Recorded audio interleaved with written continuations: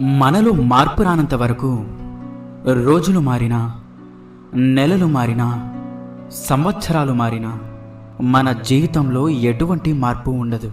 మార్పు అనేది నీ నుండే మొదలవ్వాలి.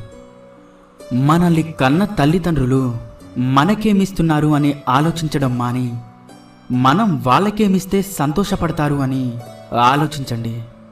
మంచితనంతో ఉండాలి, మంచి మనసుతో ఆలోచించాలి.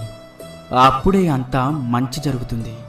ఈ రోజుల్లో కొందరు ఎలా ఉన్నారు అంటే, ముందు నీతులు వల్లిస్తారు, మళ్ళీ ఏం తెలియనట్లు వెనక గోతులు తవ్వుతారు. జాగ్రత్తగా ఉండండి. మనశ్శాంతి ఇవ్వని సంపద, ఆరోగ్యం లేని ఆయుష్, అర్థం చేసుకోలేని బంధం, అక్కరకు రాని స్నేహం, ఉన్నా ఒకటే లేకున్నా ఒకటే. తన యొక్క వ్యక్తిత్వాన్నే తన ఆస్తిగా భావించేవాడు ఎప్పటికీ